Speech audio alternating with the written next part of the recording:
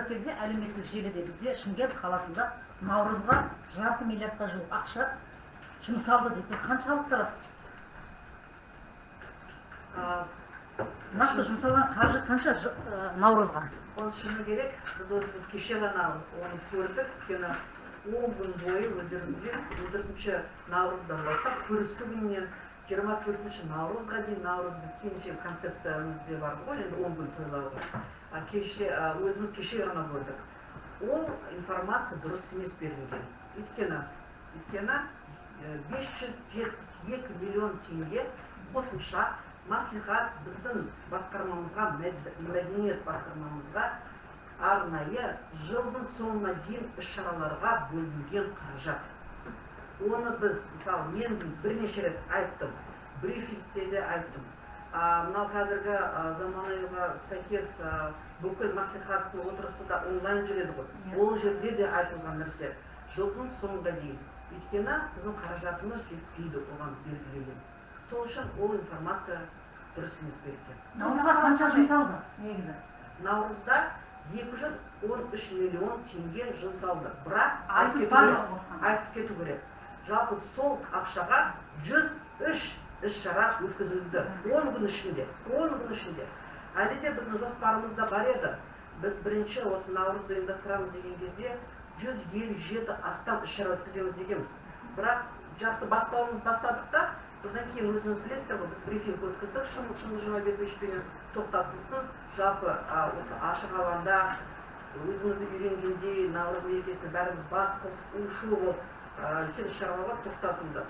Сонымен қатар біз бәріміз мынау біздің мекемелер басқа залдарға көшіп, санитарлық эпидемия сақтау іс-шараларымыз жүргіздік. Бірақ басқасы жылдың соңына дейін өткізіледі. Кейін болсаңыз, Қазақстан радиосынан бізде мына мемлекеттік сатып алу порталында ақпаратқа сүйенсек, ол жерде биыл Шымкентте наурыз мерекесіне орай 565 миллион теңге бөлінген. Мұнша қаражат бөлінген қаншалықты орынды? Бірінші сұрағым. Екінші сұрағым, келісім шарттың бәрі тікелей бір көзден сатып алу бойынша барлық құжаттар бар. Яғни бұл ешқандай бәсекелік тәсілмен қолданылмағанда неге? Сосын бала дауысы суперлар, наурыз мерекесіне орай бір-бірден Онда бірінші сұрақтар, мемлекеттік сатып алу порталындағы ақпаратқа сүйенсек, биыл Шымкентте наурыз мерекесіне орай өтетін шараларға 565 миллион теңге бөлінген. Мұнша қаражаттың бөлініп қаншалықты орынды? Қазір қосылған кешіміз. 572 миллион теңге берілген. 572 миллион теңге маслихаттың шешіміне 18 наурызға мәдениет басқармасына жалпы іс-шараларға жылдың соңына дейін берілген қаражат. Наурызға емес? Тек қана наурызға емес.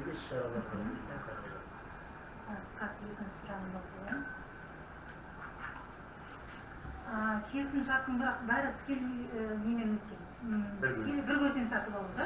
Яғни ешқандай бәсекелік тәсіл жоқ өзінде. Неге деп бізде бүгін осы наурыз мәселесі болғанда да, біз ол даму, әдебиетті көрсету дегенде қандай жоспарымыз жоқ. Жоқ, біздің сұрақ сіздер көрсетіңіздер бізге. Жарайды, бір Ханзадасхан рұқсат болса мен айта кетейін, бұл жерде айтыскер ақындар туралы әңгіме көбіне қозғалып кеткен. Мен бұны жаңа Ханзадасханымыз айтпақшы, жұмыстармен шақылап жүрген кезде бұл хабарламаны біреу сілтемесін маған жіберді. Бірақ мен асықпай, жарайды, енді бір блогер жазған шығар, өзінің ойы шығар дедім де қойдым. Бірақ бұның ақ-қарасын анықтап барып айту керек бұндай нәрселерді. Журналистер мен кейбір блогерлердің айырмашылығы сонда. Журналист сенің ақ-қараңды анықтап, бүге-шігесіне шейін біліп барып, жұртқа жариялайды. Ал кейбір блогерлер, барлығынан килигіземаймыз, кейбір блогерлер бір ақпарат алады да, бір өзінің танымалдылығын арттыру үшін ба, кейбір сондай қадамдарға барып жатады. Мына айтыс мәселесін келетін болсақ, мен Құрап Групп деген компаниямен келісім шартқа отырғанбыз. Олар авторлық құқығы мен лицензиясы бар ұжым. Және өкінішке орай бір жиһаз шығаратын компания деп ғана айтқан, оның қосымша услуги дейді ғой, қосымша қызмет көрсетуге құқысы бар компания. Біріншіден, екіншіден олардың бізге ұсынған концепциясы, тұжырымдамасы біз ойлағандай болып шықты, сосын соған келісім бердік. Осы менен шарты жаңа деді, сайт айтасыз ба, айтыс мына бала дауысы суперлайф сайт, сосын наурыз мерекесіне орай Шымкент қаласының мәдениет нысанына әлеуметтік тілде тарату, кейіннен тоқтатылған наурыз мерекесіне орай Шәмші Қалтаяқов әндерін іс-шараға компанияның бірі танымал продюсер Жан Мұқановпен байланысты деген да несі. Жалпы бір уақытта осы Мұрат Әйтеновтің өзі Инстаграм парақшасында сол кісінің атымен шығып кеткен екен. Келгенде да жалпы Жан Мұқановтың аккаунтын Жан Мұқанов пен әкімдіктің арасында қарым-қатынас қандай сипаттайсыздар өздеріңіз? Жан Мұқанов бар? Жоқ, оны былай енді жаңа ғана айтты, бізде Шымкентте осы мәдениет іс-шараларын өткізетін бірнеше мекемелер бар. Солардың барлығына біз осындай наурыз өткізейік деп жатырмыз. Идеяларыңызды алып келіңіздер деп айтылды. Сосын қандай идеялар айтты. Мынандай өткізсек, мына қаржысы мынандай болады, мына қаржысы мынандай болады деп. Сол ұсыныстардың арасынан іріктеп алдық біз. Сондықтан біз мына мекеме, ана мекемемен жұмыс жасау бұл жерде ондай мақсат тұрған жоқ. Бізге қандай идея ұнады, сол идеямен жұмыс жасап жатырмыз. Ал енді жаңағы айтысқа келетін болсақ, сәл болған бұл наурыз айтыс деген үлкен жоба. Бұл жерде тек айтыс емес, айтыс бір бөлек өтіп жатты. Сосын мүшайра ақындардың конкурсы бір бөлек өтіп жатты, проза бір бөлек өтіп жатты. Егер нақты айтысқа келетін болса, қанша бөлінді деп. Өткен айтысқа 21 миллион 300 мың теңге бөлінген. Ол енді бүкіл Қазақстаннан ақындар келді, 16 ақынның басы бірікті. Сосын қазылар алқасы бар. Былай қарағанда таңғы 11-ден кешкі 5-6-ға дейін 2 күн бойы ол жаңағы неге түсірілді, телеарналарға түсірілді, ТТС арқылы. Сосын ол кісілердің кетуі бар, осы жерде қонады. Сосын жаңағы тағамы бар, басқасы бар, программасы. Осының барлығына менің ойымша бұл осындай республикалық деңгейде жаңағы Жүрсін Ерман сынды айтыстың атасына айналған, болмаса Асан әлі ағамыз бастаған үлкен топтың Шымкентке келіп осындай айтыс өнерін, наурыз айтыс өзі бұрыннан бері Шымкентте өтіп келе жатқан айтыс, соңғы 5 жылда өтпей қалған екен. Сәбит ақын бар, Біржан Байтұлов деген осы айтыскер бауырларымыз бар. Солар ұсыныс айтып жүріп, осы наурыз айтысты өткізейікші, 5 жыл болды өтпей қалған деп, біз соларды есептетіп ақшасын, сосын бюджетке заяп ұстап, сосын депутаттардың алдынан өтіп, солай айтыс өтті.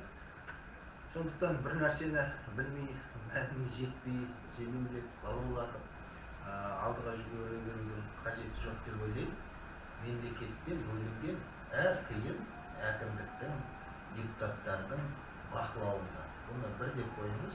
Екіншіден, мемлекеттік бюджеттен шыққан әр тиынның артында тексеруі бар, сұрауы бар. Қорғау органдары бар, тексеретін, әртүрлі фискалдық органдар бар. Сондықтан бұл жерде бір бармақ басты көз қыстың іздеудің еш қажеті жоқ. Барлық жаңағы қаржылық жауапкершілік мәдениет басқармасында, мынау концертті өткізетін Түркістан мәдениет үйінің жауапты қызметкерлері бар. Әрқайсысын жаңағы билет қанша кетті, оған мынау қанша кетті, сосын жаңағы сыйлық қоры қандай, соның барлығын жазып қол қойып алып отырған есептейтін адамдар бар. Бұны енді екі деп қойыңыз. Үшіншіден, дәл қазір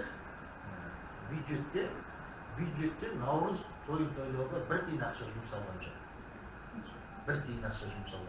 Неге?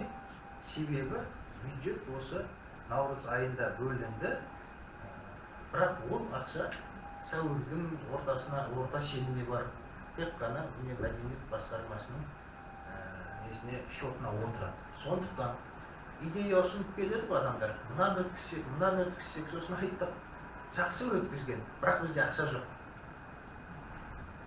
Міне өздеріңіздің бюджеттеріңізге сай өткізіңіздер, сосын бізге алып келесіздер. Негізі келісімшарт бойынша, кез келген келісімшартта бастапқы жарнасын 30% ақшасын төлеу керек қой. Ондай да ақша болған жоқ, себебі міне кеше тек қана сәуірде ақша болады. Сондықтан оларға айттық, жақсы өткізіңіздер, бірақ бізде ақша жоқ. Егер ақшаларыңыз болатын болса, міне осылай деп. Сосын келіскен мекемелер келісті, жақсы өткізейік деп. Келіспеген мекемелер айтты, жоқ ондай бір шараларды өткізе алмаймыз деп. Сондықтан ертең сәуірде сол өткізген мекемелердің барлығы бізге келіп, барлығы құжатпен тапсырады. Міне мынаған мынанша ақша кетті, мынаған мынанша ақша кетті деп. Сосын біз оны қабылдап аламыз, қабылдасақ. Сөйтіп барып қана төлейміз. Сондықтан дәл қазіргі уақытта біздің есебімізбен міне 213 миллион ақша жоспарланған екен, бөлінген екен. Бірақ олар ешқандай әлі бюджеттен бір тиын да ақша шыққан жоқ. Ертең қабылдап аламыз осы өткізген шараларды.